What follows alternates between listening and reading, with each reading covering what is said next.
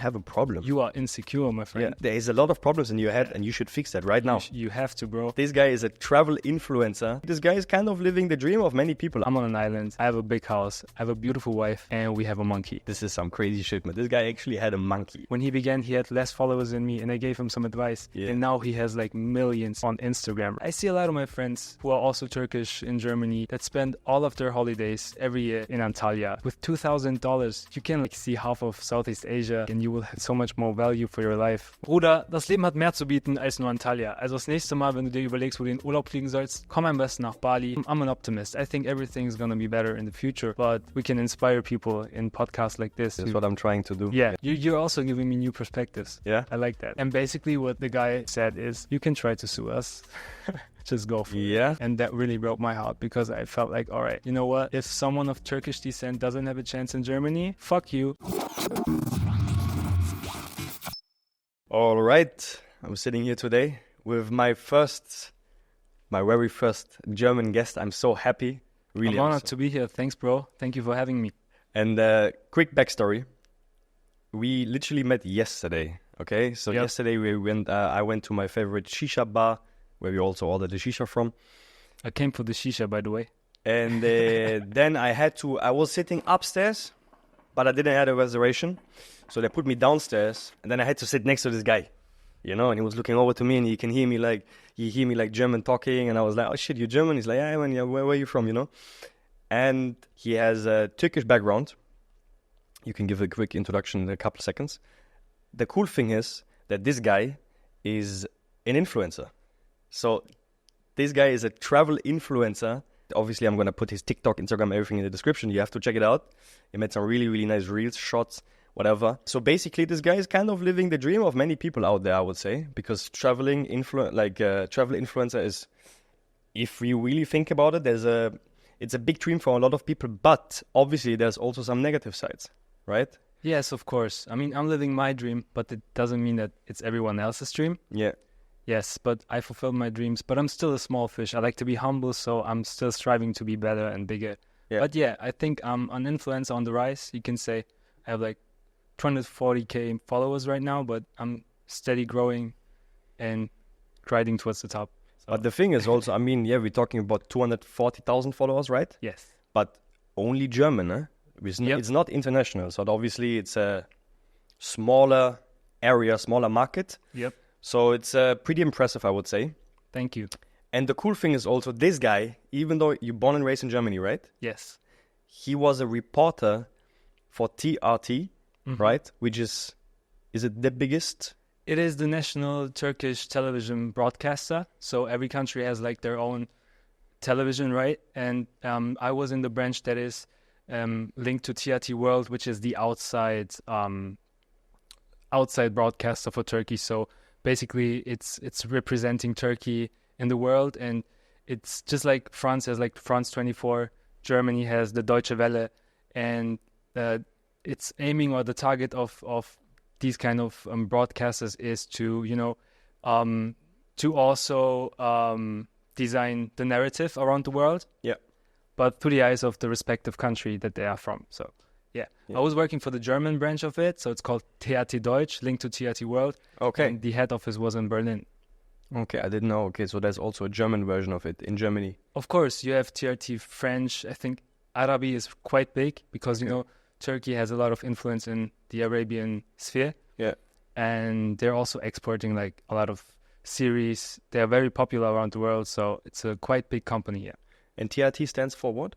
TRT is just, it's Turkish. It's called Turkiye, I don't know, Turkish television and radio broadcast, a national broadcast. Okay, okay. So basically, this guy was a reporter, and then after he switched into this influencer life. Yeah. So we're going to talk about all of this in today's podcast. However, maybe you can introduce yourself real quick to the audience for the people who don't know you yet. Yeah, so my name is Haktan. I was born and raised in Germany, as you said. I'm of Turkish descent. I love traveling. That's like my biggest passion. That's what I do. And I achieved to do this for a living. This is what I do. I don't have a regular job or anything that gives me a lot of freedom, so I can travel the world and see different places and live my dream. And now I'm here talking to a random guy that I just met yesterday, and I'm very excited.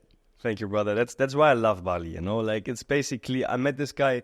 So it is 4 p.m. now, Saturday, and we met yesterday around, let's say 11 p.m. Right? Yeah. Literally met you. We chat for like I think 10 minutes, and I was like, "Hey, brother, you want to do a podcast with me?" I was like, I'm in. Like, okay, fuck it, why not? Why not? We were sitting there for like I think 2 hours maybe. We had some deep talks. This is also why I love, you know, this. Man, we are so simple. You know, when man and man meets, just like we call each other brother after 5 minutes. Yeah, I can. know? I think you can feel like the vibe. If it's right, you can just. I just agreed because I thought like this is a cool guy. He has no bad intentions. We can just hang out. Why not? Thank you. And the problem is we already had some deep talks, and he already shared some things. He was like, "Don't talk with me. We're gonna do that tomorrow." Yeah. I was like, don't tell me anything, you know. But then, like subconscious, I was still asking you questions. I was like, oh, fuck, but I should stop. Can I answer? Because it has a really interesting story, you know. And so yeah, there's gonna be some things we can talk about today, which we already talked about yesterday. But I'm gonna dig more into it now. Mm. There's also some things we cannot talk about, right? Probably. However, Lost secrets. I would say we start with your life in Germany. Yep. Okay. You are from Stuttgart. Originally from Ulm. It's like a small city close to Stuttgart, but that's basically what everyone says who's from there. They basically say, I'm just from Stuttgart because nobody's going to know Ulm. But actually, it's the place where Albert Einstein was born, so we have some... Oh, yeah, that's true, actually. relevance. That's true. Yeah. In general, like, you are... we have 16 states in Germany. Let's call them states, right? Bundesländer. And I think Baden-Württemberg, where Stuttgart is... Like Stuttgart is kind of the capital from Baden-Württemberg, right? And Baden-Württemberg is probably the number one when it comes to like, we had Albert Einstein there. I think Mercedes is from Stuttgart, right? Mm-hmm. Porsche is from Stuttgart, right? Yep. And a couple of other things. Like Stuttgart is crazy. Yeah, it's like in general, Baden-Württemberg is crazy. Economic powerhouse of Germany, basically. Yeah, exactly. And my city is located like right on the border between Baden-Württemberg and Bavaria. So you can actually cross the Danube River and you'll be in Neu-Ulm, which is on the Bavarian side. So that's pretty cool. Yeah. And where I'm from, I'm basically in the middle between Hessen and... You're from the ghetto. Yeah, I'm from the ghetto. I'm Frankfurt. I'm from Frankfurt. I'm from the ghetto. I know. I grew up with Arabic and this kind of Turkish. 069. That's what you call Frankfurt. Don't forget, I don't have German. Maybe I have some German listeners, but they don't really know the German jokes, you know, the slangs. Yeah, but maybe we are trying to share them here Germany. today. Okay. So let's talk about Stuttgart. Yep. How was life in school? How was did you from the beginning? You know, like, you know what, I'm gonna be an influencer. Obviously not, but how was the whole your journey? When I was growing up, I always knew I wanted to do something like in front of the camera. I wanted to do something with media. Basically, my dream was to become a TV presenter. And I actually even have like recordings of me as a child with my dad. And he's filming me and we're somewhere like traveling on a family holiday in Egypt. And I'm basically reporting about the stuff in the hotel. And no way. Yeah, I knew that I was striving for that. And... actually, that's basically that's why I chose my study field. After school, I did my bachelor's degree in marketing, in media management, and it's all related to the topic, you know. Yeah. And after bachelor's, I also did my master's degree in the same field. So I always knew what I was striving for. I did some internships in radio and television, and one of the biggest television broadcasters in Germany, which is ProSieben. Okay, that's crazy. Yeah, in Munich, I did that, and I also worked in my local radio station as a teenager, just to get some insights. Exactly. Experience. Yep. Yeah. Of course, makes sense. And what exactly? Because ProSieben is impressive. It's like for every German here, they think, oh shit, man, ProSieben, this guy is like. I just did an internship, but still, it's probably not easy to get an internship there, right? No, you need. Of course, it doesn't work like very easily. It's not like that I applied for it, but my parents, they have like in our home city, they have like a boutique. So my mom has a boutique, and it's and she has like a lot of customers, like basically middle-aged women, and you just need to have some sort of connection. So basically, one of the top managers of ProSieben was like his mom was my mom's customer, or has been my mom's customer for years. So that's how I got the connection. So you always have to make use of chances. Even in a young age, I knew that. So if you have someone who can help you and get you to a position or help you achieve your dream or in any way help you, you have to be like nice to people and kindly ask and take that chance and of course try to get there. I love that. It was just an internship, but I had so many insights, you know. I basically got like a card that allowed me to enter every studio that I want, to talk with anybody. I could open any door, and it was just like a month, but it was quite impressive because I got to see all the different famous TV presenters and all the studios and talk with everybody and get an idea of how this business looks like. And I think that was the point actually where I knew, all right, this is where I want to go. This is what I want to do. Nice. Yeah. I think also important here to mention is that there's a lot of people, they do an internship, but just because they have to do it. So they go there, they're like, man, when is the day over? Fuck, man, let's get this done as soon as possible, you know? But for you, it was more like, well, that shit is passion for me. I'm going there and get as much like experience and knowledge as possible. So literally, as you said, you were able to enter every door. You were able to talk with everyone. So you probably just like asked tons of questions, right? Exactly, yes. Yeah. Yes, I think you have to take chances. But there's also one principle that I always try to apply on everything that I do. And it's just like, I'm always looking for the easiest way to achieve things. So basically, for example, my friends, when we had to pick our semester abroad in university, like a lot of my friends said, oh, I'm going to Finland, I'm going to Denmark because the university there is very good and I'm going to learn so much. And I didn't understand that because basically in the end of the day, if you work in a company, you will just write emails, bro. You're not going to really make use of all the knowledge that you had to learn before. So I was looking to find a way where I can strive for the things that I want, but without having to do too much, you know. Yeah. So I chose Bali. I came here to study in Bali one semester, and that's also what I did during the internships. I wanted to have a internship that is easy and that gives me maximum outcome with minimum, effort. Yeah, 100%. No, I like we're gonna talk about this internship in Bali because I think this is a really cool story, especially semester abroad. It is the semester abroad, the period when you also had the monkey here, which kind of made you go viral in the internet, right? We're gonna show something from the monkey, some clips here maybe, okay? Because I like, this is some crazy shit, man. This guy actually had a monkey in Bali. That was actually one of my dreams. I always knew I want a monkey when I grow up. It's actually still one of my dreams. So if people ask me, like, where do you see yourself in like 10 years or 20 years from now? I'm saying, like, I'm on an island. I have a big house. I have a beautiful wife. And we have a monkey. Only one monkey? Yes, I think one is enough. Okay. And maybe some kids, but the monkey is priority, like first the monkey. I just wanted to add one more thing because you mentioned the whole thing with the network you had. That's what made you go or like do the internship in ProSieben.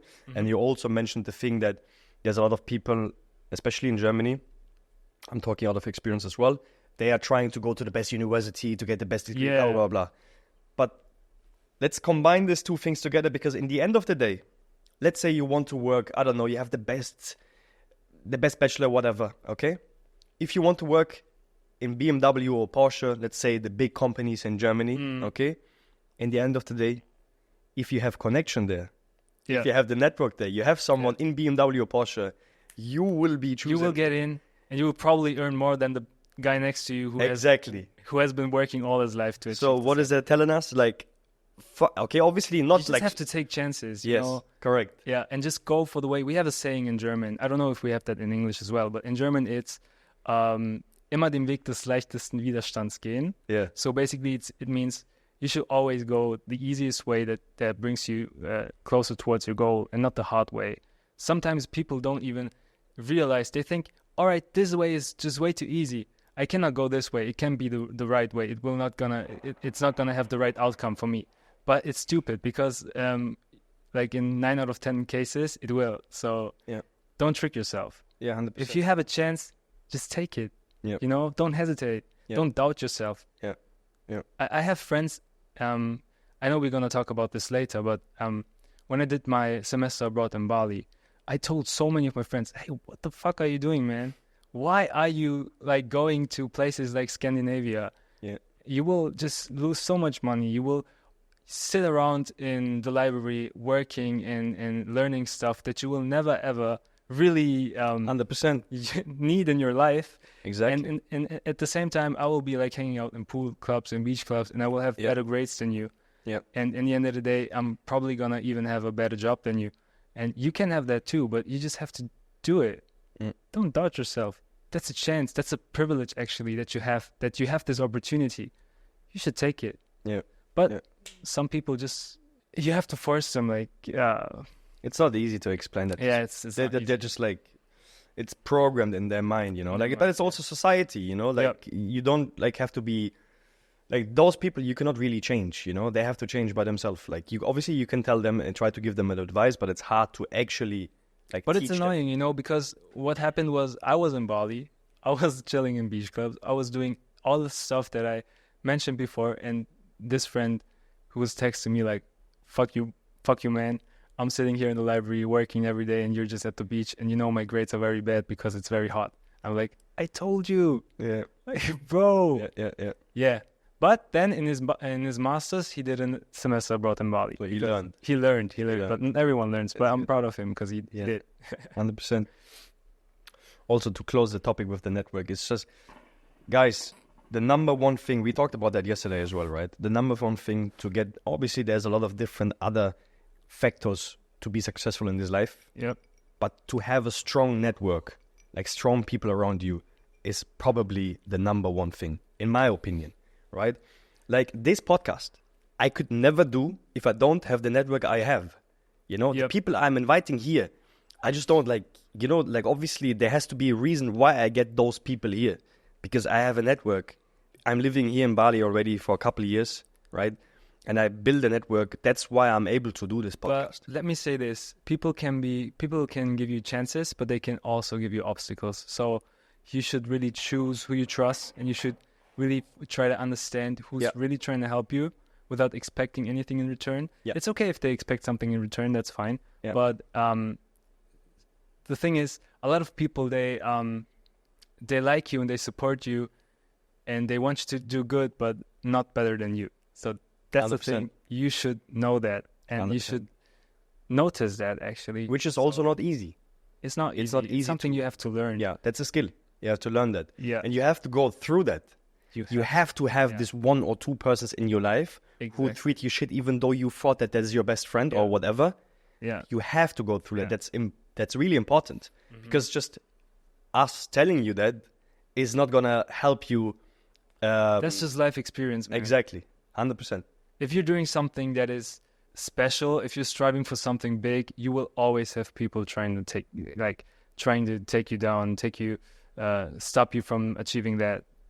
Yeah. That's just how it is. But 100%. You just have to like dodge them and try to find ways to surround yourself with people who are supporting, surround yourself with people who are like-minded, who are in love with themselves. That is very important. Who are, I'm not saying people who are arrogant in any way. I'm saying who are people who are in peace with themselves. In peace with themselves, exactly. Because if you are in peace with yourself and you know your place and you know what you are striving for, you will always focus on your own path. And I believe that every person on this planet has their own path. So I know that you have yours and I have mine, and we cannot stand in each other's ways because we have different potentials. My potential might be something completely different than yours. Yeah. And I can inspire you and I can support you reaching your potential, and you can do the same with mine. 100%. But you will win nothing if you stand in my way. And it's vice versa. I will win nothing if I stand in your way. That's just jealousy. That's just negative energy. We should not, there's people around who live in that type of mindset, but it's just very important to actually recognize that and dodge them, as I said. So don't give them any chances. 100%. And that's why I'm in love with Bali, because this is something Bali offers you.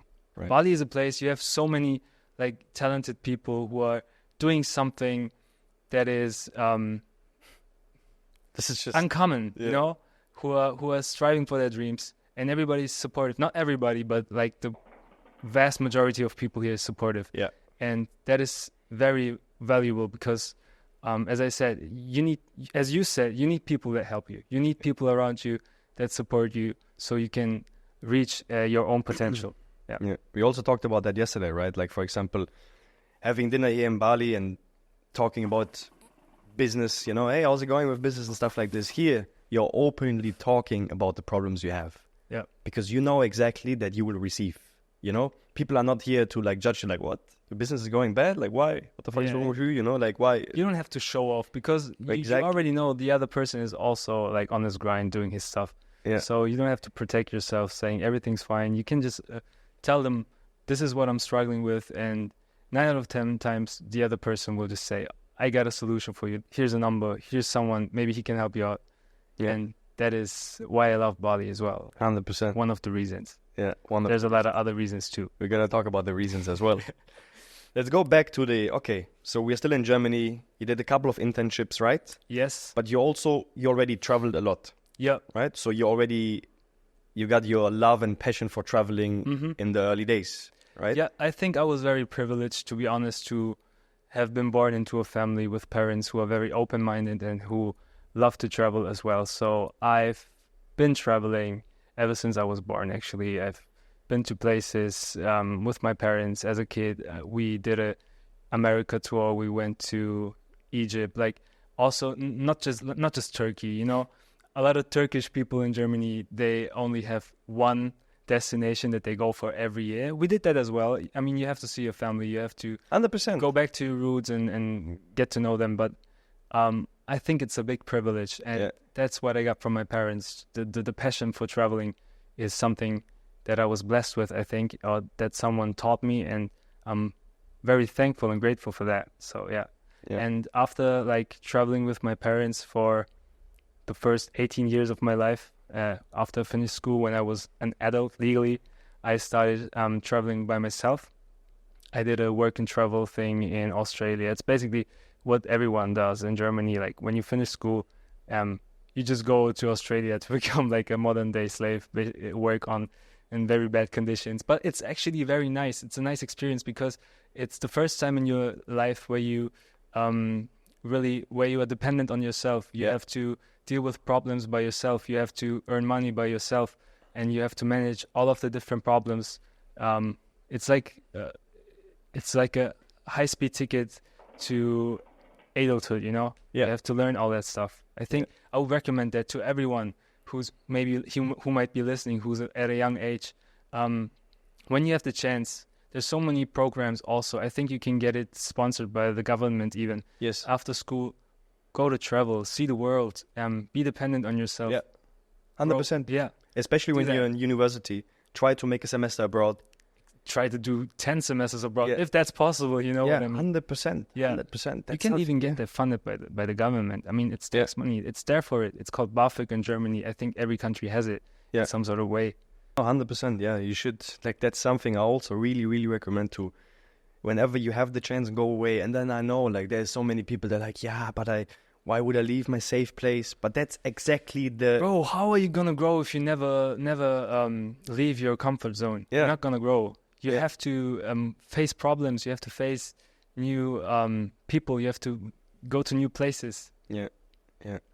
It's hard to explain this to people, especially from where we are from, right? Yeah. But like a lot of them. Yeah. But it's something we really like. This is something I strongly recommend. Like at least that you can say that you tried it, you know? Yeah. Because it's better than saying later, oh, fuck man, I should have tried it. And don't take everything so seriously. Yeah. I mean, what can go wrong? Exactly. If you have the privilege to have like parents that can carry you or that can save you financially in the early years, when you fail, you should make use of that. That's what they are for. Many people don't realize that. That's the strong belief that I have. Like if you make kids, if you decide to become a parent, you have to take care of that child. Yeah. And that also means that giving that child some freedom, some freedom to do mistakes, some freedom to find themselves, to go and travel. And that's something that not many parents in my cultural sphere do. For example, Turkish people in Germany especially, they are oftentimes, not always of course, there are exceptions, but they're very close-minded. So they want to keep their children in a very safe area, safe space, and it's a very restrictive way of preparing them for life, because how are they going to learn, or how are they going to grow and know how to deal with problems if they never face any? Yeah. I mean, the thing is, sometimes, like when I was still in Germany, I was thinking like, okay, maybe this generation is going to switch a bit, in terms of like that maybe our generation now, especially we're talking about the Turkish people, right, in Germany, that they maybe change this with their kids. Yes. Yeah. Because you have to think about it. Like for many people who don't know, like there are, I think approximately like 5 million Turkish people or people of Turkish descent living in Germany.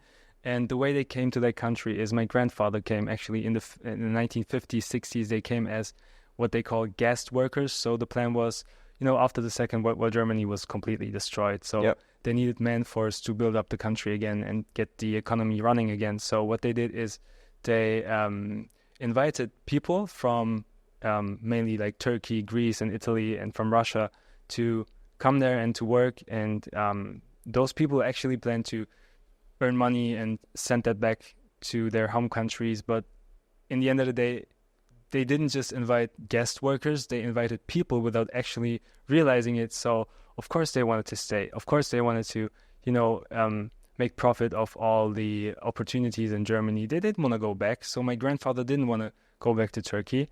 And eventually what happened is a lot of them just stayed. Yeah. And they also took their children and their wives from back home to Germany. And I think I'm in the third generation now. So my parents were also actually born in Turkey, but they came at a young age to Germany. So my grandfather was the first generation, my parents are the second, and I'm the third.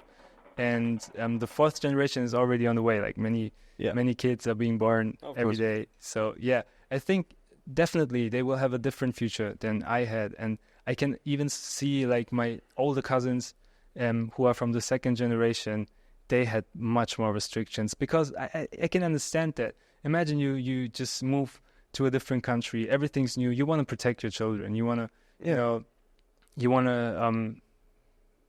just keep them safe, and maybe you don't have like the monetary opportunities to provide them with all of the things that I had, that I was blessed with. Yeah. So yes, I'm an optimist. I think everything's gonna be better in the future, but we can inspire people in podcasts like this. Exactly, that's what I'm trying to do. Yeah. Not only that, I mean also people like you, people who they actually have the same background, but now you are building this brand, your own brand, right? Where you are the brand, where you showcase. Because I know that you are especially targeting those Turkish people. I'm targeting my Turkish people in Germany. Like I do content where I show people the world, I show how I travel. And basically what I do is I'm kind of like telling them, hey, bro, the world is bigger than just, Germany and Turkey. Go and see some places. Yeah. I see a lot of my friends who are also Turkish in Germany that spend all of their holidays every year in the same hotel in Antalya. It's like a big holiday place in Turkey. And that's just their comfort zone, And they don't realize they actually spend a lot of money there, because it's expensive to go there. It's like a mass tourism place, and you can spend like $200, I think, for a week in a 5-star hotel. But it's just not worth it, because with $2,000, you can like see half of Southeast Asia in a month and 100%. come back, and you will have so much more input and so much more value for your life when you come back, and you will see so many new places. And that's what I'm trying to inspire people to do. Yeah. I mean, you have the privilege to be born on this nice planet, and we have so many. You have the privilege to have a German passport, bro. Yeah, there's so many people in Turkey, like your relatives, they cannot travel to China. Exactly. I think German passport is number 2. or Not sure, three. but it's Something. like top I think 5. 172 countries you can travel with. Make use of that. You can literally go almost everywhere. You know? Exactly. And as you said, like it's the world doesn't like it's not only Germany and Turkey. You know, there is so much more. There is so crazy things. You know, but you have to see it first to understand what we are trying to tell you. And when you're blessed with this opportunity, it's not just a passport. It's also like you live in a country. It's like the powerhouse of Europe, right? Germany. Everyone, like, no one is really poor. You can make money in Germany if you work. Make use of that, especially when you're young, when you study, when you're at university. You can hustle. That's what I did in the early years. So I always had a job. Of course, I also had the privilege of having parents who would support me if I needed them. But I always tried to also work for myself and earn my own money. And during the semesters, between the semesters, I would travel. I would just make the maximum value and use of that money by investing it into myself, by putting it into flight tickets, you know? Correct. Yeah. Correct. That's also something. I love that. Putting money into traveling is not wasting in yourself, that's bro. actually investing. Exactly. Yeah. It's not just wasting money. It depends. Like as he said, like if you just go to Antalya, you get into an all-inclusive 5-star hotel and you just stay there every day at the pool. Obviously, you get nothing out of it. You can do that once. You can do that. Do it. But you're not really like... But why would you go there another time? Exactly. Okay, my parents are not the youngest anymore, so they did a hotel holiday, like very basic in Egypt, right? So that's a place called Hurghada. It's just like Antalya. There's very big resorts. Yeah. And my mom said, "Hey, Haktan, you want to join us? You want to come there?" And I was like, "Okay, why not?" Because I haven't done this in like ever since I was a child, right? So I flew there and I spent like 2 days in that resort. I was like, "No, I'm not having it. The fuck am I doing here?" Yeah, and I left and I went into the real Egypt. You know, once you get out of Hurghada, it's like a different country. Everything changes. Yeah. Basically, you're in the wild. You're in Africa now. You're not in Egypt anymore. You're like not in Egypt. You're in the real thing, in the real country. And it was such an experience and such an adventure. I went to Luxor and Cairo and all of the places, and I did a full tour. And the last 2 days, I came back to my parents and I said, like, this is what I experienced. And I showed them on my phone. They were like, wow. Yeah. And also something I can really recommend is that try to travel alone. Yeah. Because traveling alone, this is where you learn so much about yourself. You know? This is a complete different experience than with traveling like with a friend. You should definitely do that at least once in your life. Yeah. I'm at a point now where I've been doing it for such a long time, or so many times, that I feel like, all right, I found myself. That's the reason to do it, right? To find yourself.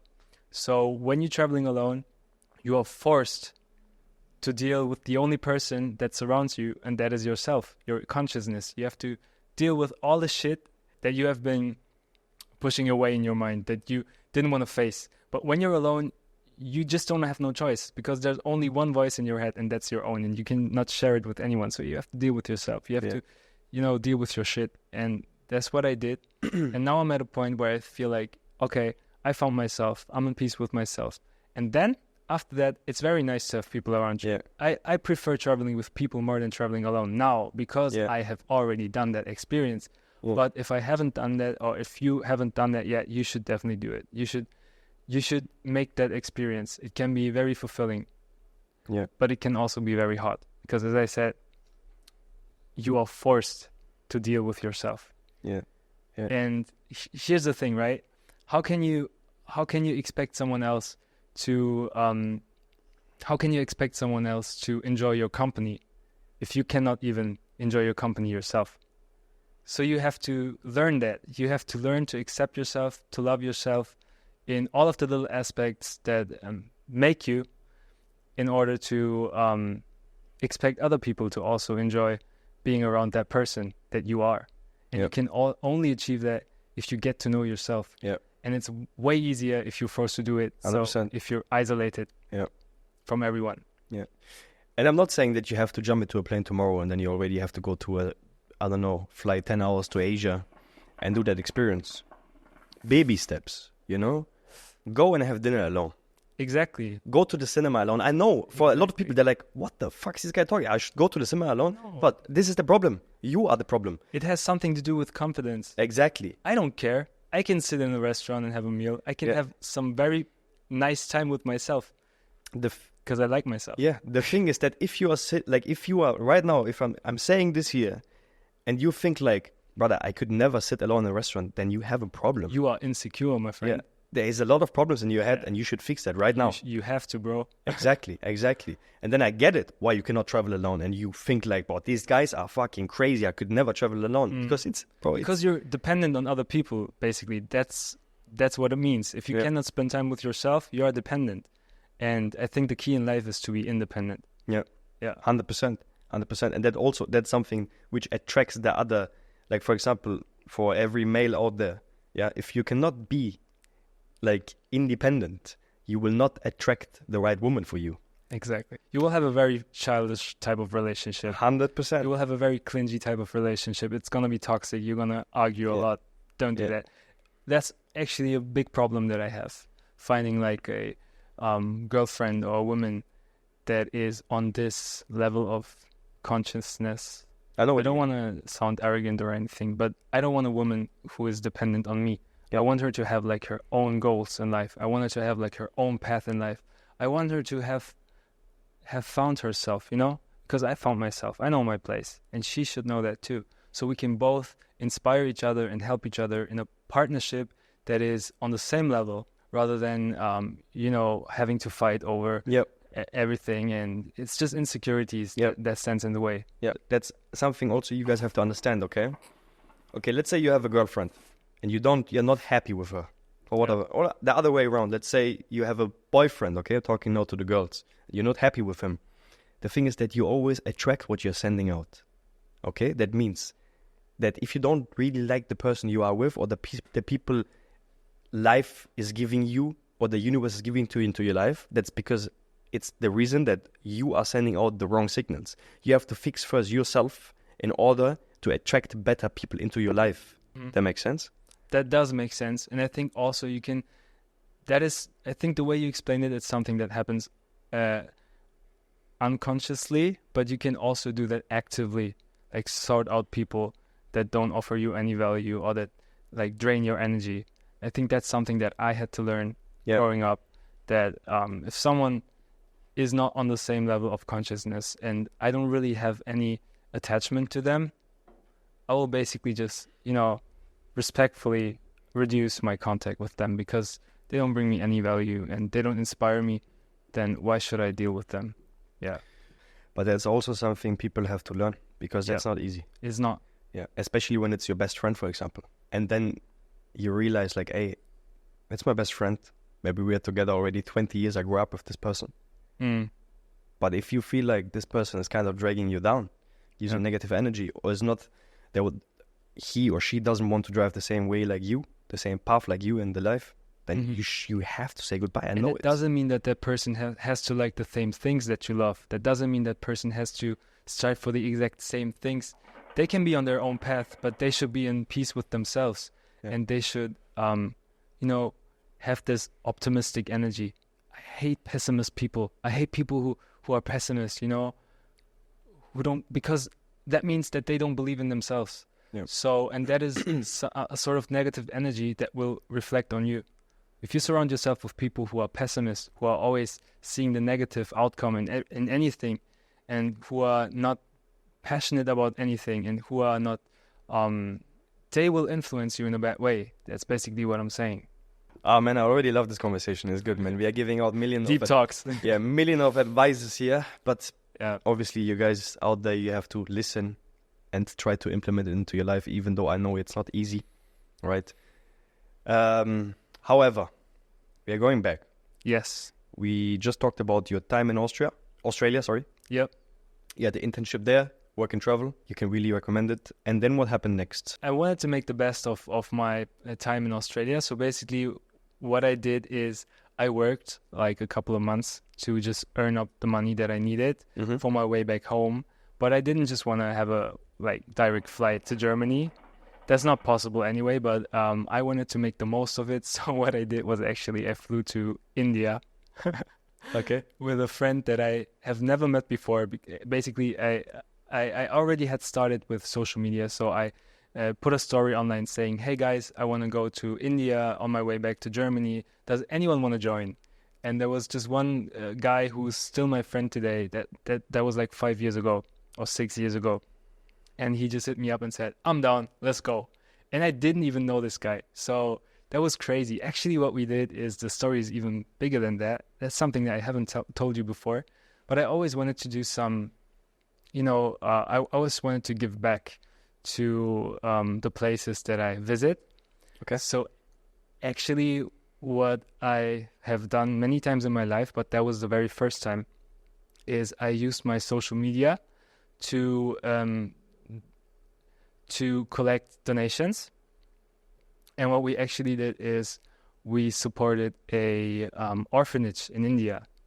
Okay. With, I think at that time it was like 13,000 euros that we collected through my social media from strangers, basically. And we flew to India and we did our trip. We saw the Taj Mahal and everything. We did all like basic stuff. And then in the last days of our visit there, we went to the northern part of India, which is very rural, which is very poor. And there was an orphanage that I found online, basically on Facebook. And it had something like, they had a post saying that they are struggling financially and that they cannot pay their rent. So that's why I got the idea from, when I go there, I should help them. And Nice, that was just an idea, but it got stuck in my head and I just did it, and it was a very fulfilling experience. So after that, I did it actually another time in a quite bigger way in Ghana a couple of years later. That was 2000, don't let me lie, I think 21, where we built a full orphanage from scratch in Ghana with a couple of my friends, and we collected 130,000 euros, so tenfold. Nice. Tenfold.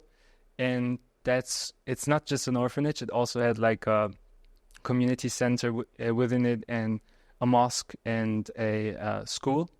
So, and that place is still in use today. So we did that in cooperation with an NGO, which is from Germany. It's called WEFA. And it's very fulfilling. If you visit like countries that are poor, I think that's also part of the deal. We talked about this earlier. We said we are blessed. We have like all this privilege being born and raised in Germany. And if we go and see different places in the world, we should always remember that. And my way of doing that is by giving it something back to the communities that I visit, to the places that I visit. I think everyone can do a little bit of impact. If everyone just helps and takes care of the community that he visits just a little bit. You can even do that here in Bali. Yesterday I saw some guys from the Netherlands on the beach collecting trash on the beach. That's so honorable. Like that's a way of giving back, and that was something that I did many times in my life during traveling, and that's very fulfilling. Yeah. Sorry, I missed. I don't know. Oh, well, thank you for sharing, man. That's really impressive. Really. Thank you. I want to do the switch over to the TRT, obviously, right? So when did that all happen? How did that all happen? As I said before, I always shared my stuff on social media, and I was already gaining a lot of followers and a lot of attention on social media. Actually, my breakthrough was with Abu, the monkey. Yeah, that we talked before earlier. So, but that happened after Australia, right? It was actually right before Australia. Right before Australia? Okay, shit. Then we have to talk about this first, right? Yeah, we have to talk about that. Okay. Let's get everything straight, right? Okay. I did my internships in Germany with television, radio. I finished my bachelor's degree, and then I went to the semester abroad. That was actually the last semester of my bachelor's degree that I did in Bali. Okay, so I spent half a year in Bali with lots of good friends that I met here. I had the time of my life. During that time, I had Abu, let's talk about Abu, which was my pet monkey, if you want. So let's talk about Abu. How did I get Abu? That was like the most asked question online and on social media. So basically, I bought him off a person that I met who had held him under very bad conditions. So I don't know if I think I haven't seen that in the past couple of years, but earlier, like in 2019 when I did my internship, you always had like people having exotic animals to make profit out of them by showing them to tourists and stuff. And I came across a guy like that, and he had Abu, who was like a very young baby macaque monkey with a chain around his neck, and he gave him to me like, do you want to hold him? Basically what they do is you just take a picture and then he wants money from you. And after, he basically just threw him on me, and I had Abu like on my chest, and he was so like clingy and he didn't want to leave when I wanted to give him back.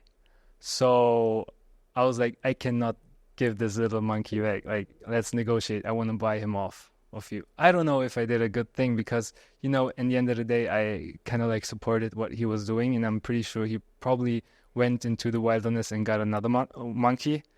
But I had to deal with that conflict later on. I'm going to tell you that. But in that moment, I was just like, I'm not going to giving this monkey back. Let's negotiate. And I bought him, I think, like for $25 or something. $25. 25, or let it be 30. I'm not sure. Fuck? Yeah. What the fuck? And the first thing that I did was I cut his the chain off. the chain off his neck, and I brought him to my villa where all my friends were waiting. Like all of my friends, they didn't know they just came back home. Just coming back with a monkey. Yeah, or like on my shoulder. And everyone's like shocked, like, what the fuck, bro? Where did you get that monkey from? And I was like, yeah, I just had to buy him because he was so cute. And then we just kept him. And basically what happened is he became like a member of our family. He was like the 9th member. And it's crazy because a monkey is not like a dog. It's an animal that is way more intelligent. You can tell that it has a personality. So for Abu, I was like his savior. I was his dad. So I was the one among us who he trusted the most. And then we had a guy in our group. His name is Noah, and he was like the tallest among us.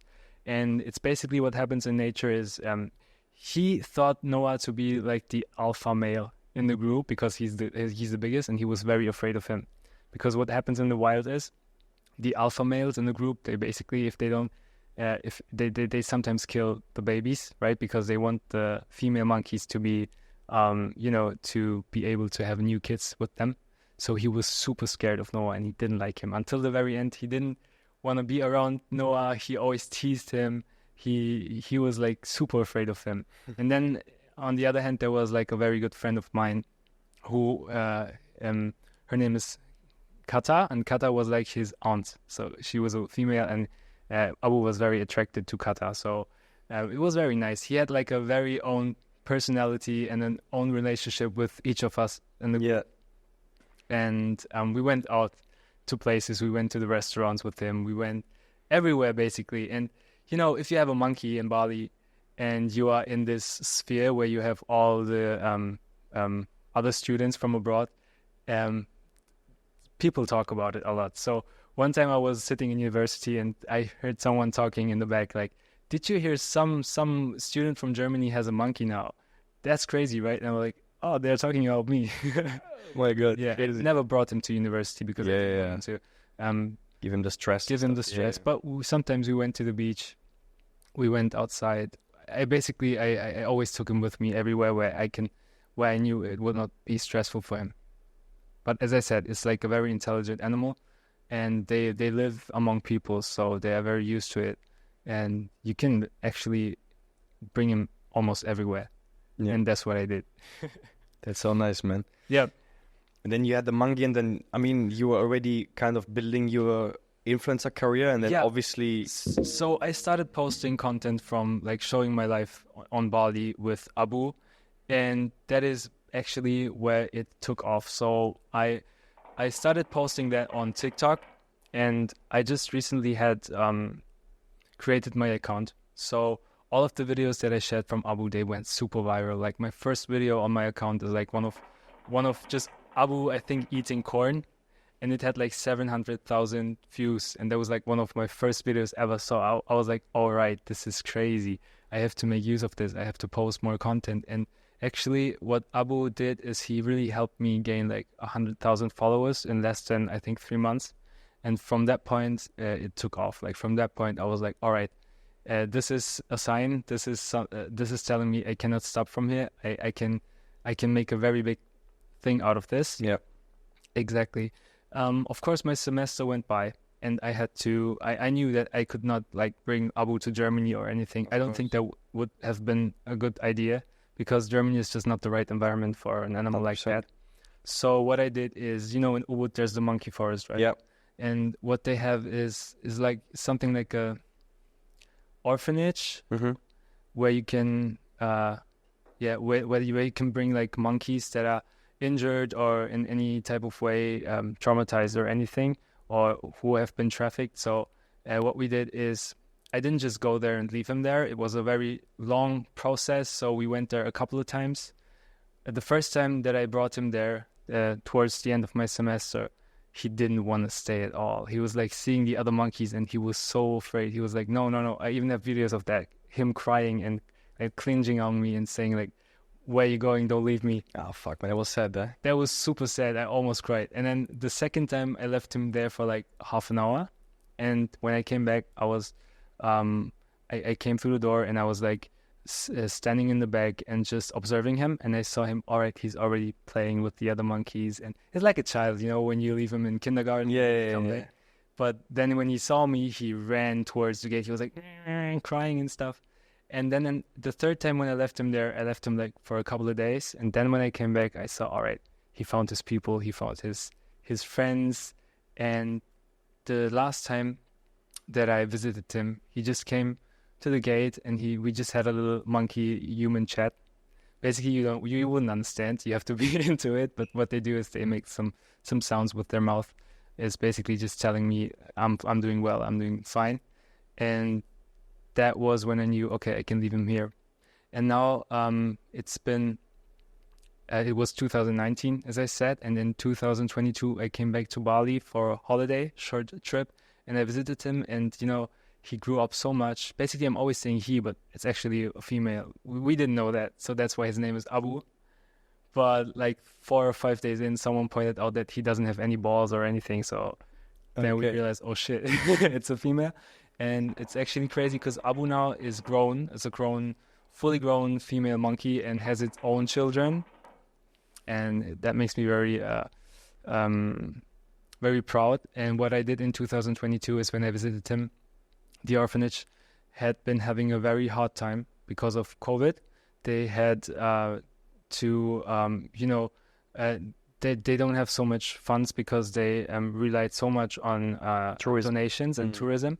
So I wanted to help them out. So I basically used my social media again, to my range again, to collect some donations. I think we got 500 euros. It's not too much. I think people are just not that much ready to donate if it's about animals, but still $500 US, and we bought some, fruits and vegetables and rice for the monkeys and helped them to pay their rent and everything. And yeah, that's the story about Abu. But Abu still recognized you, 2022? I have a vlog actually on my account. You can check that out. And she did. But at the end of the day, it's an animal. So you don't have to expect, of course, her to act like a human being. What we did is she just came to the gate and she pointed her ass towards me, like dogs do. And you just have to I acted like I did. I didn't do it, but you have to sniff. Yeah. Okay. It's just like saying hi. Yeah. In monkey language. That's what we did, and it's basically a greeting. If you know someone, you will offer that. If it's a complete stranger, she wouldn't do that. She knew who I was, so yeah. And now 2024, are you still going there? And sometimes, or are you just like it's something? I think I left that behind me now because it was a very beautiful experience, but I think you have to let go because I think I'm not gonna take Abu back, so there's no point in going there and feeling those emotions because I think I'm still attracted because I actually raised that monkey. I had to, of course, change her wipes and everything. Yeah. We used to shower together. I had Abu on my chest when I took a shower and I had my shampoo on my head, and I had like dog shampoo, and I would shampoo her little head and her legs and everything, and she would just cringe at me and lick off the waters from my body to drink. It was so cute. I also love this message, you know, because basically, if you think about the whole, let's view it from the whole thing now, because basically what you did is you saved the monkey from bad conditions. Yeah. Like, but I had stuck to a chain, you know, saved this monkey.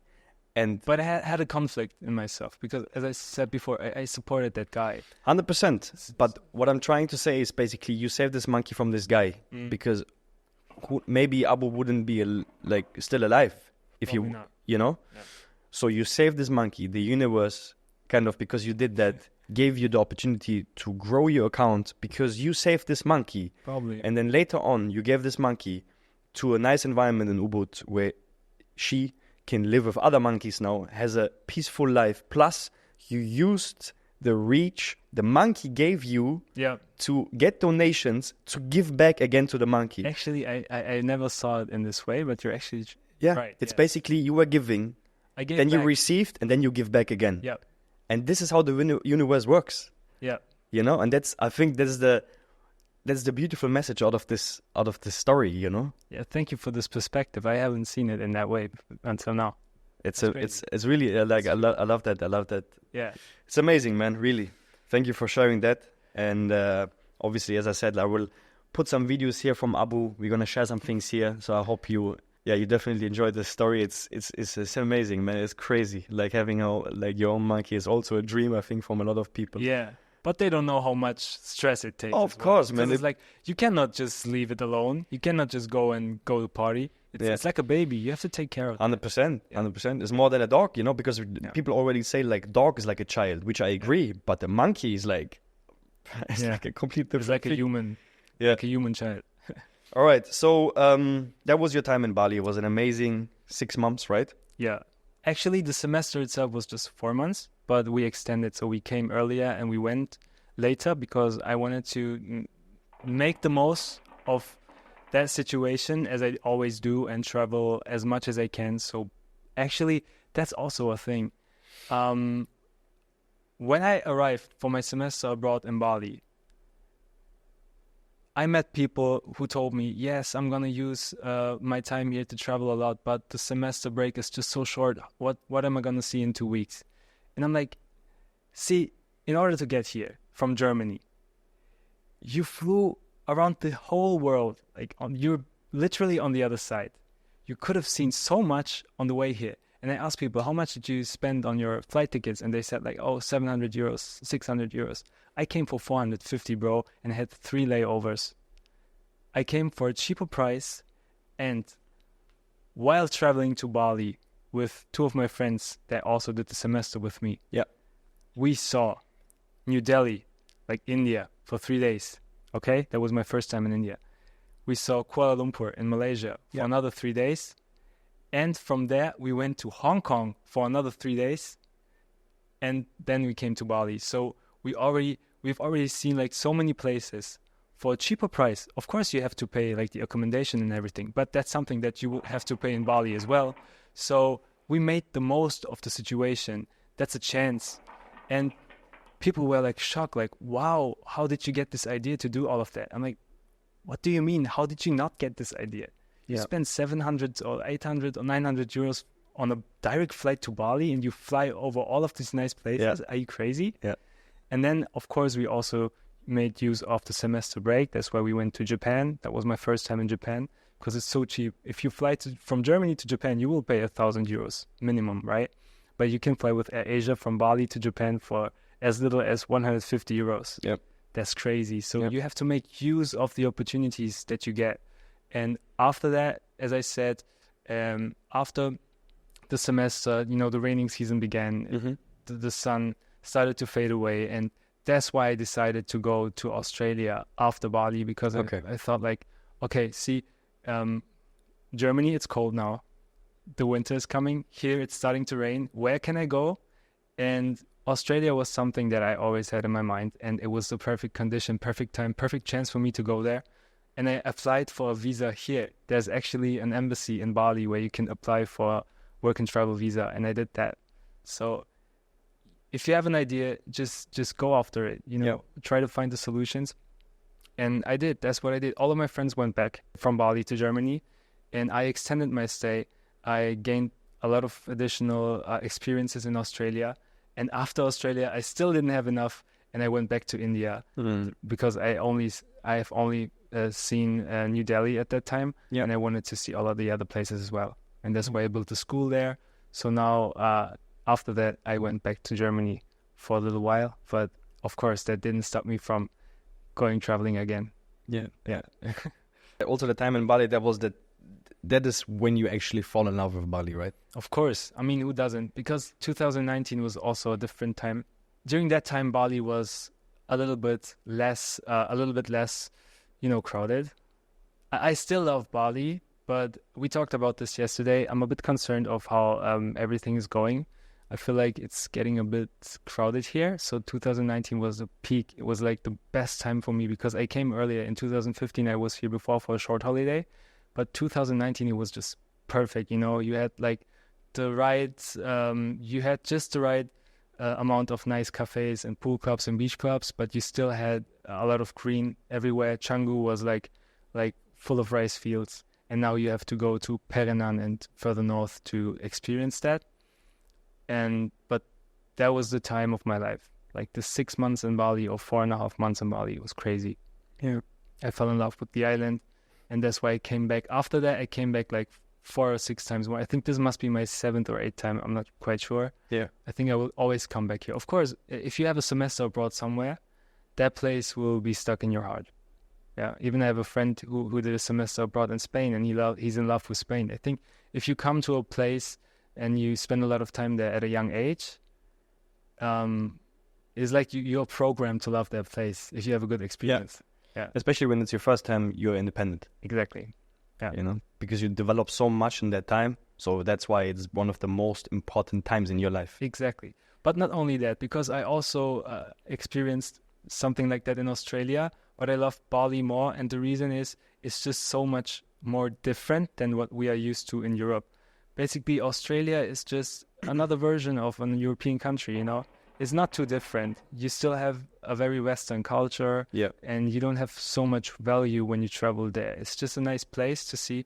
But for me, Melbourne doesn't look much different than Frankfurt, you know. But of course, it's nicer weather and it's a bit cooler, of course. Yeah. But still, you don't have such a different experience as you have in a country that is culturally so different from the place that you are from, and you can draw much more like value out of that, I think.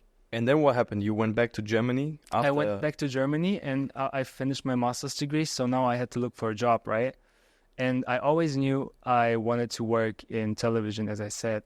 And my first attempt was actually to get into German television, so German state television, which is called ARD ZDF for the German viewers that know. But it was very hard for me to get into that because that's a fact that I was faced with, that you just have a lot of low-key racism going on in a place like Germany, where you just have, you don't have the same chances as someone who doesn't have a background that is different from the majority. So it was very hard for me to get a chance to get into there. I tried everything. I applied so many times. And what really broke my heart was I prepared a full concept of a show. It was designed to be an online YouTube format. And I designed that. And it was my own idea. And I applied with it. It was like a 60-page piece of work that I prepared. And I presented it, or I sent it in to this German television broadcaster. And what they did is, a couple months later, they actually made use of so many of the ideas. They even took the name, of that project. So I came across it by mistake, actually. I was just browsing YouTube and I saw a new format on their page, and it had the same name and it looked the same. Really? Yeah, like the one that I prepared. I was like, no, this can't be true. And I clicked on it and I saw all of my ideas. Like, not all of them, of course, they changed it a little bit, but like 60 or 70% of everything that I worked out in that piece of work, they actually applied. The fuck? And I was so mad and my heart was broken, right? And I texted them, like I sent them emails. I was like, are you fucking kidding me? Yeah. And they actually replied, and what they did is they didn't even say that's not true, no, we didn't do that. They kind of like admitted that they, took it from me. And basically what the guy that I spoke to said is, you can try to sue us. Just go for it if you feel confident. Yeah. And that really broke my heart, because I felt like, all right, you know what? If someone of Turkish descent doesn't have a chance in Germany, fuck you. I'm going to go to my Turkish people and I'm going to apply for the Turkish television broadcaster that also has an office in Berlin right next in your neighborhood. And I'm going to try my luck there. And which is TRT. TRT. Luckily, it worked out, and I applied actually with the same format. Of course, I had to rework everything. And what it actually is like a format where I am a presenter and I travel to different places around the world and I report about problems that people have. I draw attention to people who don't have like a platform.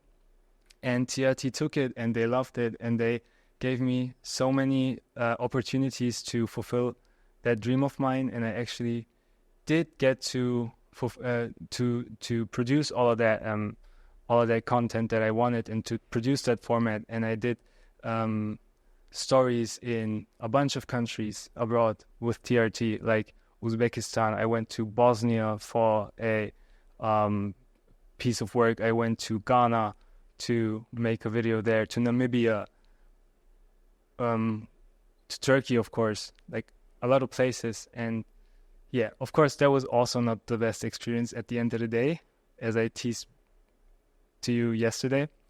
But it's just learnings, man. Yeah. Yeah, you have to take chances. And when there's a situation in your life where a door is closed for you, or some opportunity is taken away from you, like I experienced with the German TV broadcaster, you can be confident that another door is going to be open 100%. for you. So you have to just stand up and keep on grinding, and you will find another opportunity. People always only see the outcome. Like if I receive DMs on my Instagram saying, oh, you were just lucky. Bro, you were just lucky to get into TRT and do all of that. Like back in the days when I was traveling for TRT, I was like, no, bro, the fuck, I'm not lucky. I worked hard to get here. They don't see like all the times that you fail. Yeah. They only see the times that you succeed, because that's the only thing that you show them. But I think you have to actually know that. Yeah. No one is just lucky. In this life, no one just gives you something. Nothing just falls into your arms. You have to work hard for it. Yep. Yeah, and that is something that I learned. 100%. I like that, especially because you said that one door closed for this one broadcaster. Yeah. And this is what I'm always trying to share in this podcast, whenever a door is closing, all you have to do, and I know it's not easy, just say good. Okay, then the next door is open. Something better will happen. Yeah. Eventually. Okay, good. And then what happened? Boom, next opportunity for you, Yeah. And also you talked about luck, all you have to do to get luck into this life, because life is actually really nice. Life is really nice. All you have to do is try every day, because if you try every day, then you never miss a lucky day. Yeah, and it can be very depressing if you don't focus on being optimistic, because even what I do now I'm an influencer, right? So I have to rely on collaborations that I get. And when you negotiate with a partner and you put too much hope into a collaboration that is a very big deal, and it fails, that can take you down. Like, that can really depress you. But you should not think that way. If I fail to get a good deal, or if I fail to sign a deal with a good collaboration or with a good partner that I hope for, I just try to ignore it, because I know something better is going to come.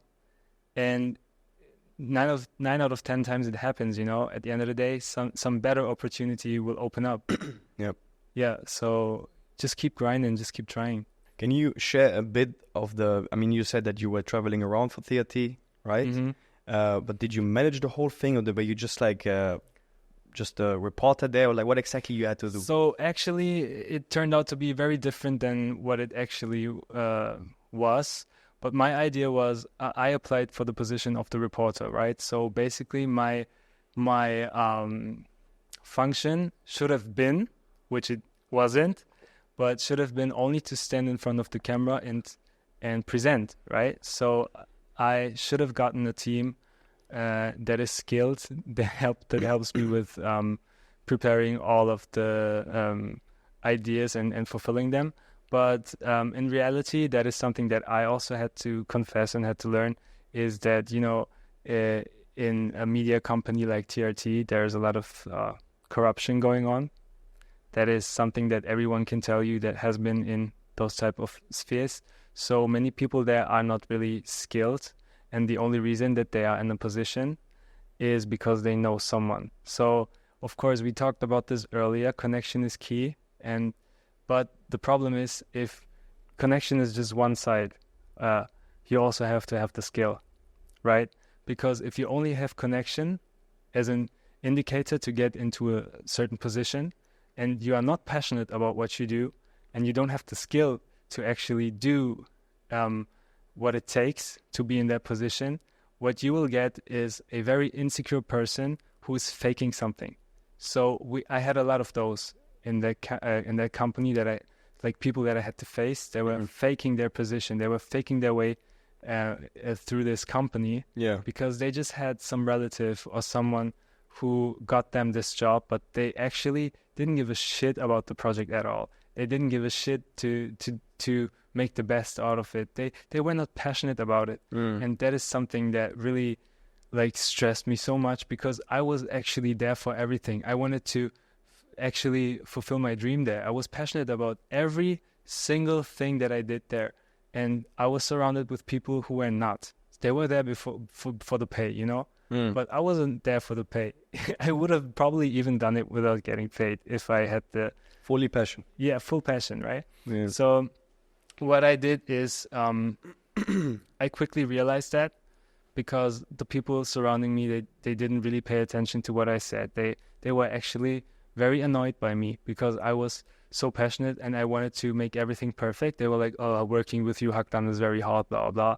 And I was like, all right, you know what? If you don't want to cooperate, if you're not passionate about the project, I'm going to do it alone. And basically what these people forced me to do was to earn a lot of skills that I didn't have before. So when I realized that the cutter that they gave me didn't care about cutting the project properly, he forced me to learn how to use, all of these programs by myself. At that time, all of my content that I did for social media, I used smartphone apps to cut them. But of course, in a company, you have some guidelines. You cannot just use CapCut or InShot. You have to use Adobe programs, right? So they forced me to sit down, watch YouTube tutorials, and earn the skill that someone else should have. Yeah. And that's actually, looking back, that's a good thing, because through this I really had to learn all of these skills that I use today. So basically, looking back, that's a very good thing. But at that time, I'm being honest, it really stressed the shit out of me. So but I think there's also some value in that story. Of course. Again, here, good, because now you have all these skills. Yeah, I have all of these skills, right? And then that was the reason why you eventually left. I think you worked there for 2 years, right?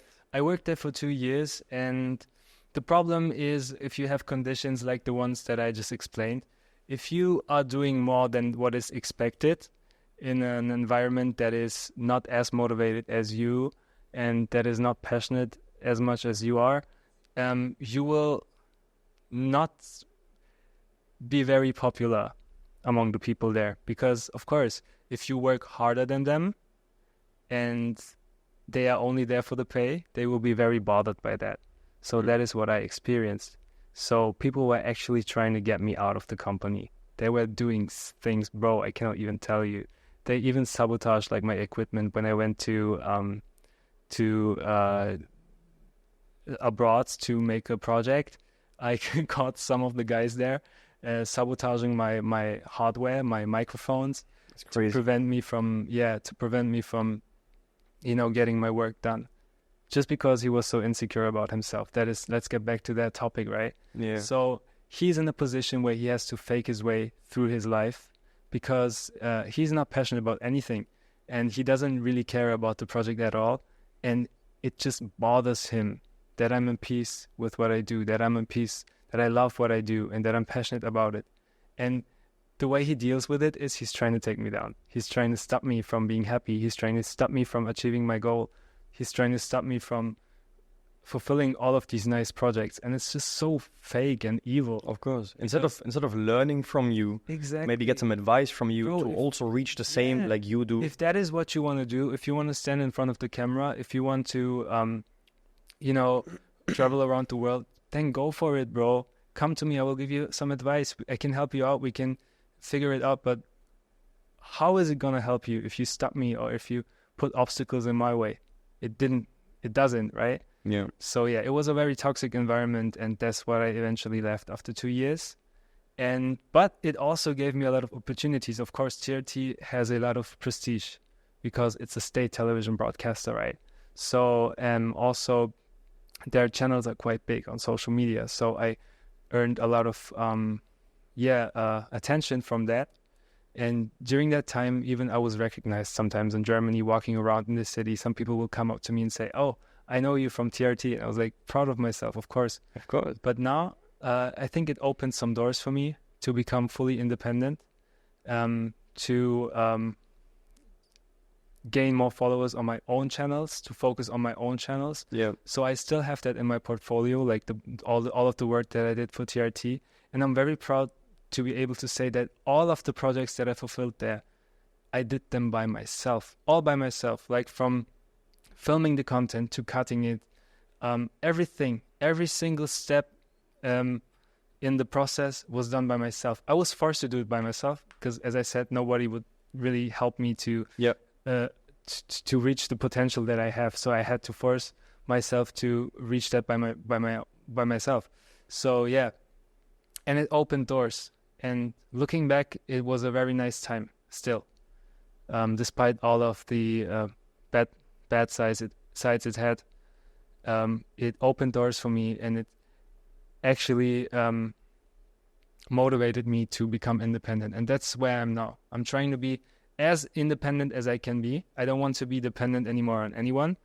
But of course, I'm open to let myself be inspired by like-minded people, to surround myself with people who are in peace with themselves, as I like that before, who have their own paths and who are aware of that, of having their own path. And that is my state of mind now. And it really made me grow up, I think. So you left TRT and then you said, like, you know what? Fuck it, I'm going to be a full-time influencer now. Yes. And that's what I did. I had a lot of money on the side because, it was a very well-paid job. Okay. So I could invest that in traveling. And basically what I did after leaving TRT is I came to Bali. That was the first thing. Like literally? The first thing. So you left TRT and you were like, fuck this shit. I'm out of here. Going back to Abu. No, actually, that was the time where I came back. That was 2022. Okay. Yeah. Because, in my head, I still had Bali as a place where I was the happiest so far and where I had like the best and most positive energy around me.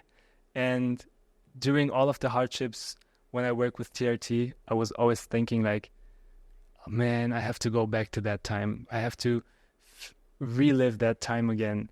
Yeah. And I was a bit scared that it's not going to be as nice or as I had it in my mind, because I was fearing maybe I will come back and it will not just going to be as cool as I thought it was. Yeah. But it was just as nice. I came back to Bali like 2 months. Yeah. I extended my visa one time and I made a lot of content. I went to Korea afterwards and I just toured all of Southeast Asia once again. And I managed to go from 100,000 followers on TikTok to 200,000. So I doubled my reach in that time.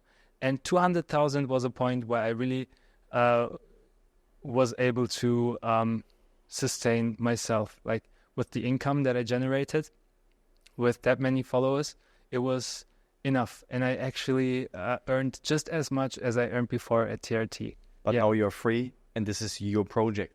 Exactly. Now I'm free and I'm working. I'm self-employed. I'm working for myself. Of course, I have long-time partnerships with a lot of companies that I'm kind of like dependent on, but it's not just one company anymore. So I have different partners.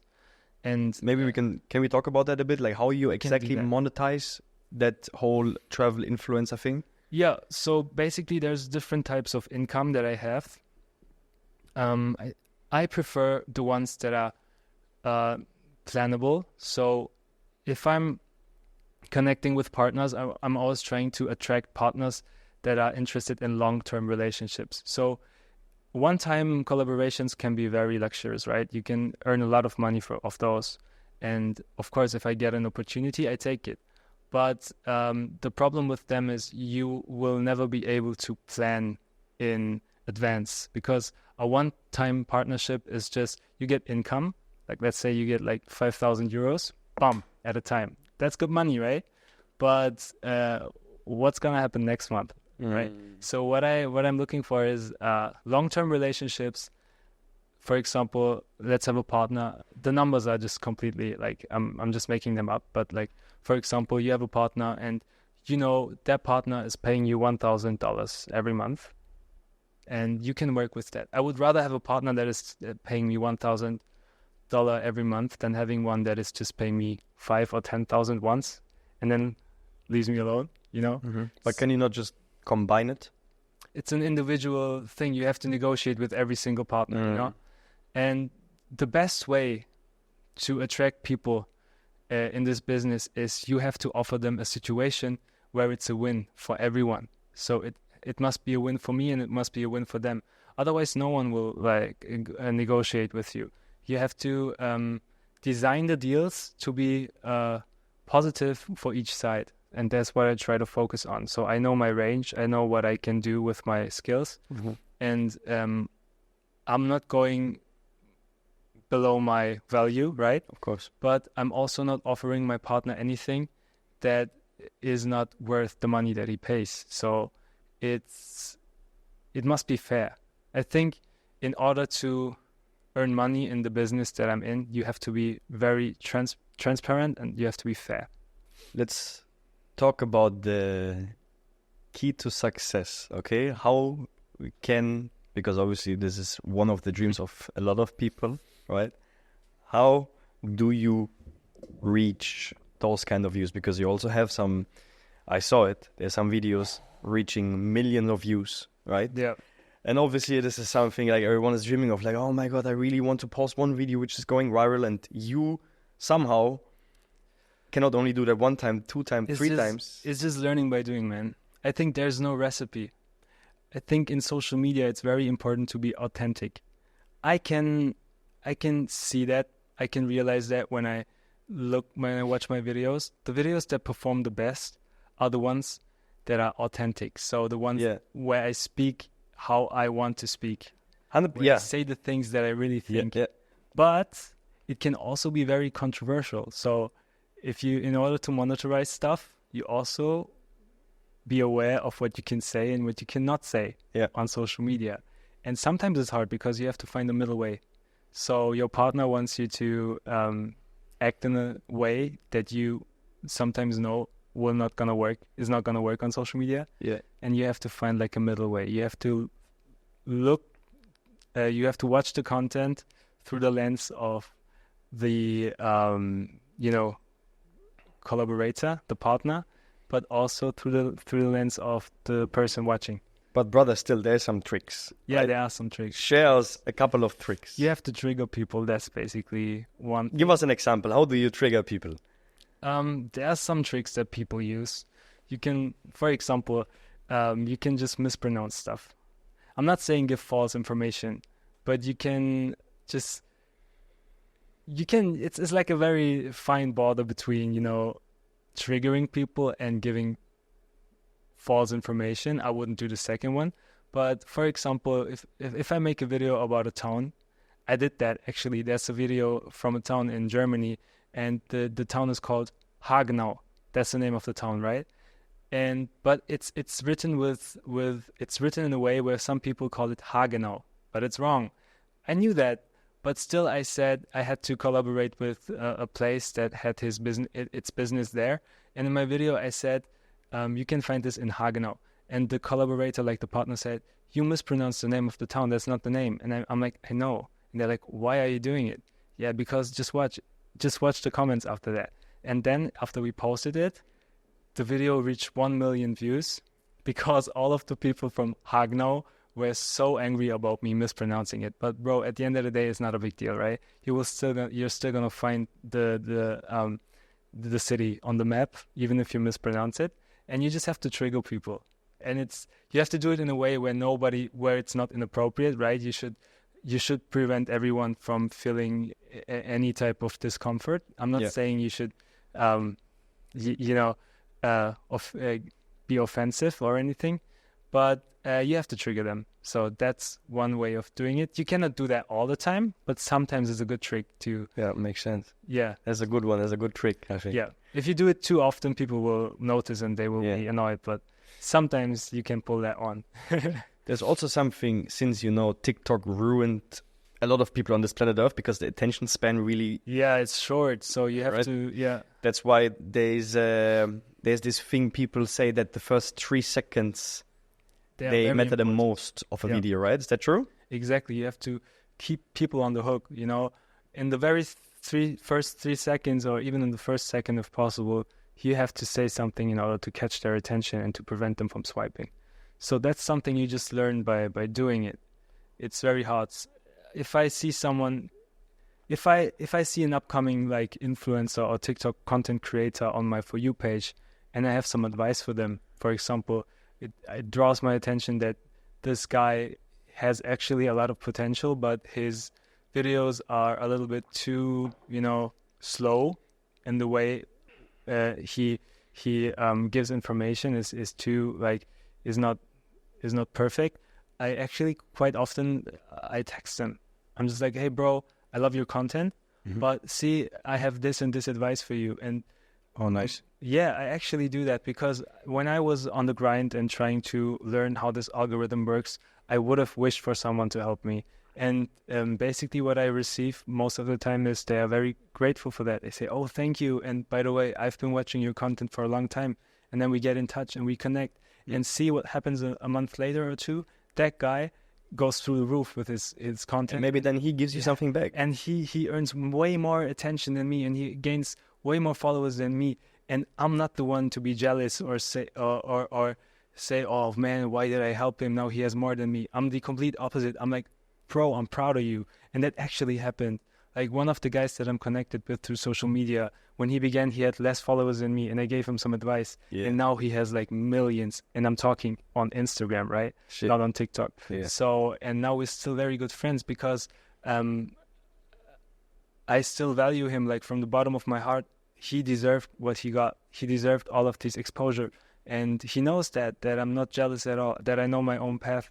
And that's why we are still very good friends. And now maybe he can help me in the future, or we can, it's not a competition, people. You have to really recognize that. Everyone is on their own path. And once you know that, you will be able to help each other out. I like that advice. It's a good one. The influencer life always, from one day to another day, could go wrong, right? Are you scared of that? As I said, I think it's a very big privilege for me to know that in the worst case, like in the worst scenario, I still have my family. I have parents that would take care of me and that would save me if something happened. So I'm not scared of that. So that gives me some sort of, opportunity to take risks. And I do that.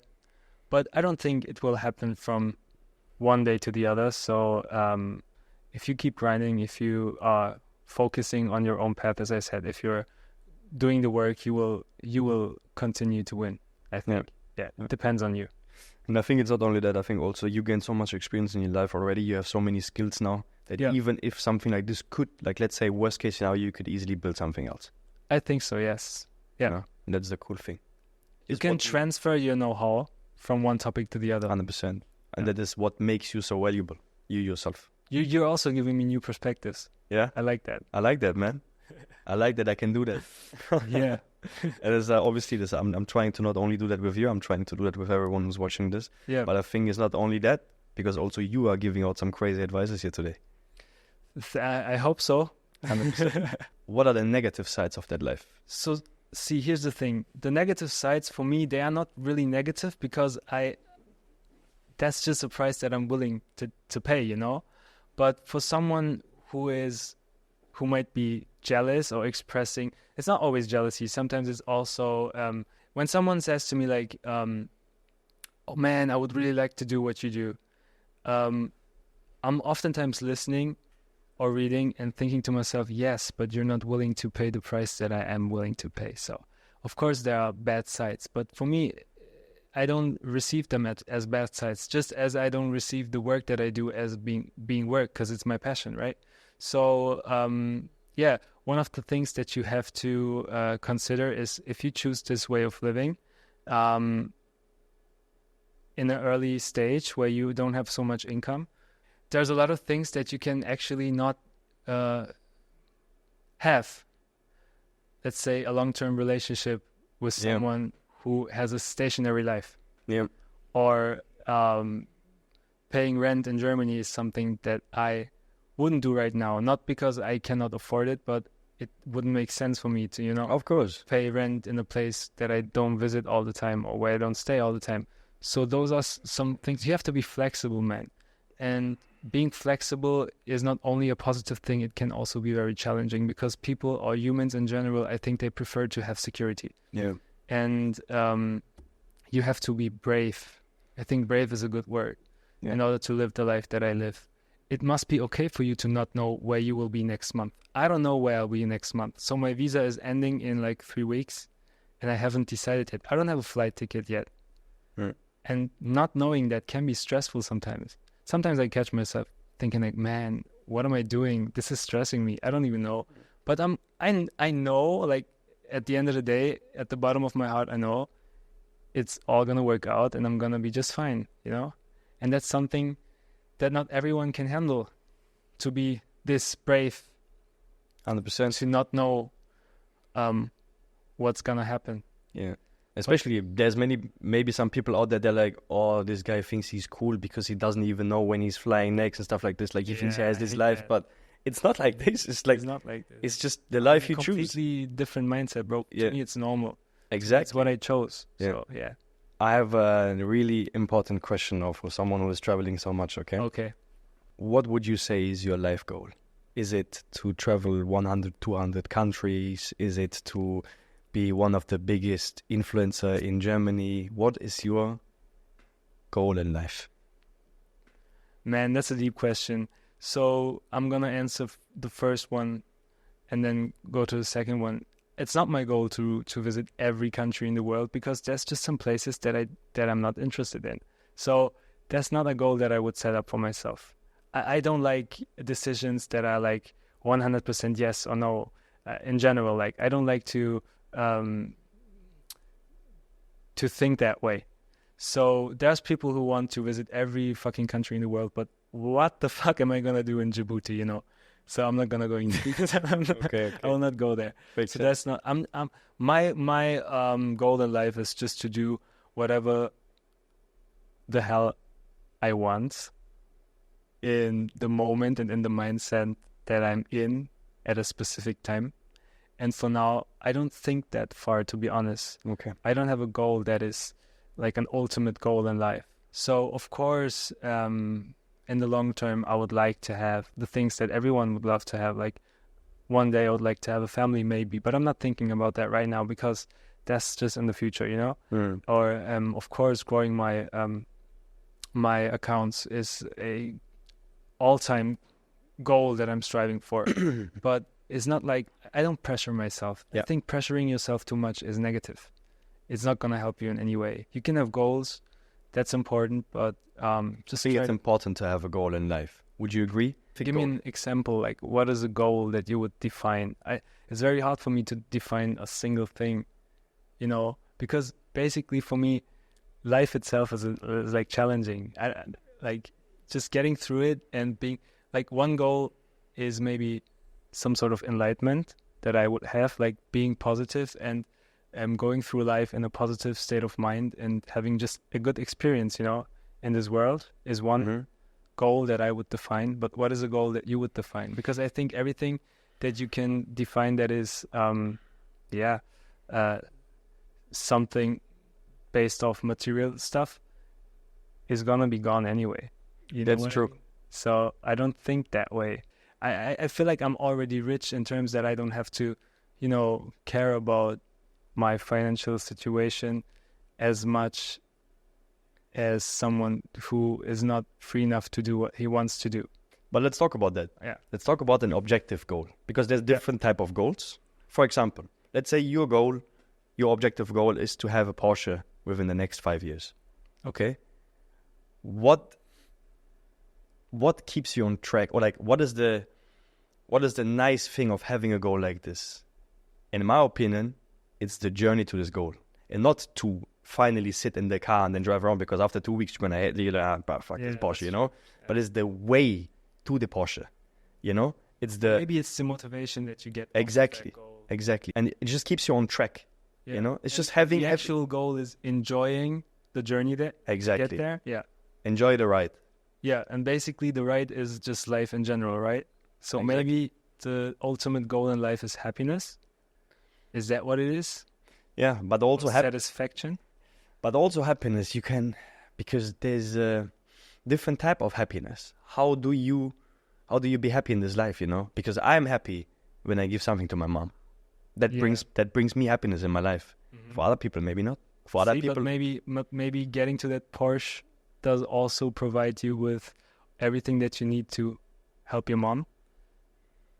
So maybe the end goal at the end of the day is still happiness. yeah. It can, Rather in the comments. No, I'm joking. but this is very deep now, bro. Yeah, that's really deep. That's really It's deep. very deep. But I It's love the very question. philosophical. I love the question of what is your goal. Yeah. Because sometimes I think it's important to think about that. Like, what is actually my goal? Because just walking, it's good to live in the moment, 100%, and Yeah. try to just have because maybe you already reached your goal and you don't even know. Maybe what you do right now in your life was your goal, and now you're already here, and that's why you're so in peace. I actually, I felt that way a couple of times in my life. Like, See? I wanted to get this job at TRT so badly, right?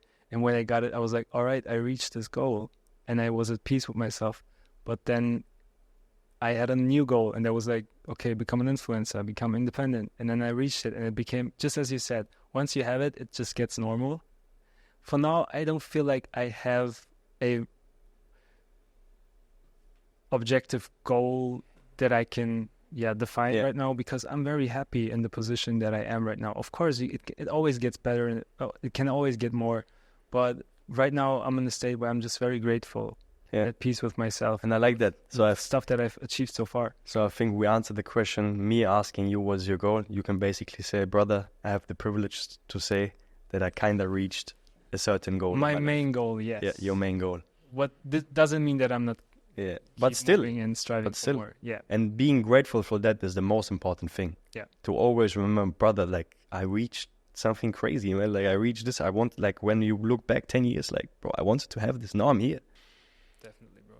One more question before we end this podcast. Yeah. What was the coolest country you visited so far? That is a tricky question, because it always depends on what you're looking for, Yeah. right? But for yourself. For myself, the first thing that comes to my mind, Yeah. I'm not gonna even explain why, it's just Japan. Japan? Yeah. Fuck, man, I need to go to Japan, bro. I know it. Japan is crazy, bro. Right? Yeah. Brother, I want to live there, man. I want to live there for a couple months. I don't know. Because about that. I was in South Korea. Okay. I experienced full I South. think Japan is like one of those countries, or South Korea as well, where it's very nice to visit. Yeah. But I don't know if living there is fulfilling. Not forever. Not Just yeah. to fully, because you also, I know. You can stay a month and have a great time, Because you're the same like me, you don't want to go to a country again. Yeah. Right? Unless it's Bali, because Bali is fucking amazing. It's Bali or Dubai. Yeah, or Dubai. But I think Japan is something, because as I said, like, I don't want to go to a country again. Means if I go to a country, I want to do a big check after the country. I can say I was in Japan, but not like I was in Tokyo and I was driving around in a car in Tokyo for 2 weeks. No.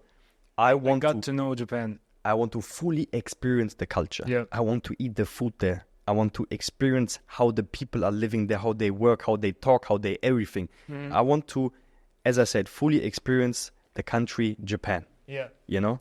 And then I can say, I saw Japan, you know?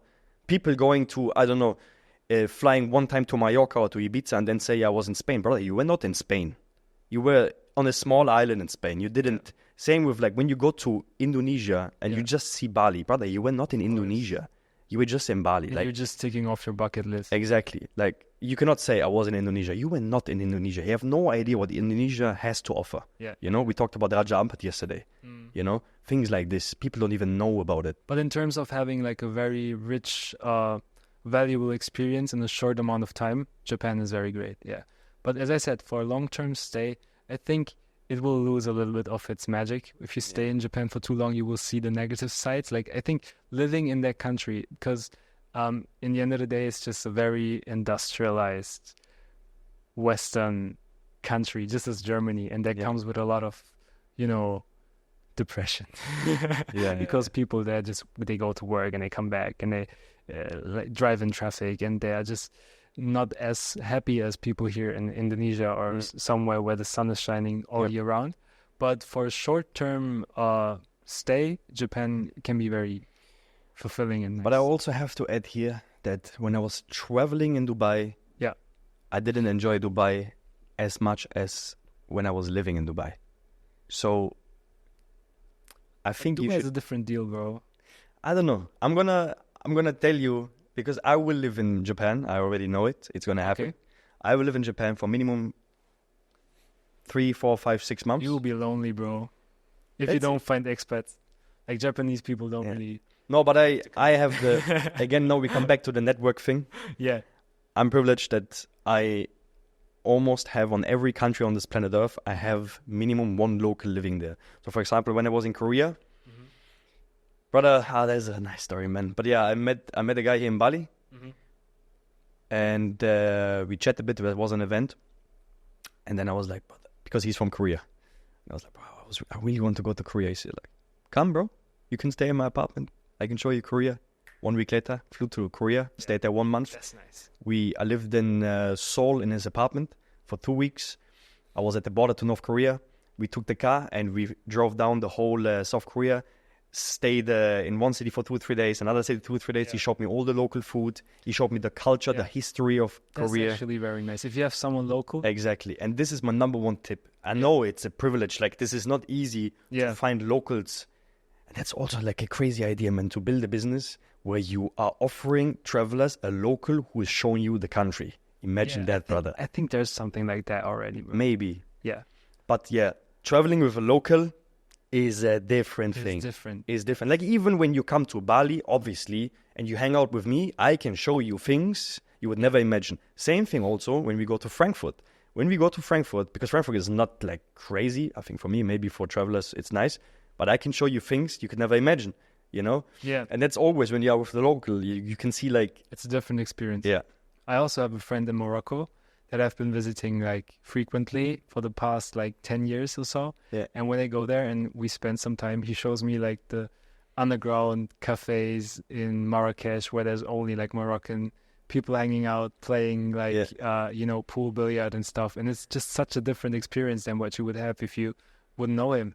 So I value that so much. Yeah. And one day, hopefully, I will invite him to come to Germany and I'm going to show him like what my place is like. Yeah, man, that's the best thing, man. If you can share something like this, like I'm gonna show you my country, you're gonna show me your country, bro. It's the craziest trait you can do. Yeah, so nice, brother. Usually, I'm trying to end the podcast with asking my guest if there's like any, because obviously there's a lot of people watching, maybe from Germany or wherever. They're trying to, let's say, escape, or maybe they're also, because we make them hot now. We talked about Bali, talked about like how it is here and how nice it is, and maybe they're like, oh shit, man, I need to check it out. No, I shouldn't go to Antalya this year. I should go to Bali, you know. Yeah. So usually I'm asking for an advice, you know, if you can give an advice for the people. But maybe we can try, because especially you are trying to attract Turkish people in Germany, right? Yeah. Maybe that's a cool thing. Maybe you can just say in Turkish to people out there how nice Bali is. Just like, hey, brother, listen. In Turkish? Yeah, or German, whatever you prefer. I'm going to say it in German because my Turkish is like... Okay, let's do it. Okay. just tell them how nice Bali is and they have to try it. Bruder, das Leben hat mehr zu bieten als nur Antalya. Also das nächste Mal, wenn du dir überlegst, wo du in Urlaub fliegen sollst, komm am besten nach Bali, komm mit einem offenen Mindset, damit du ein bisschen einfach zu dir selbst findest. Lass dich drauf ein und dann wird alles gut gehen. Aber du musst dich drauf einlassen, das ist das Wichtigste. Also mach das auf jeden Fall. I love that. Okay. Maybe I'm going to do a translation in English here as a subtitle, so also that. Yeah, it was very general and short.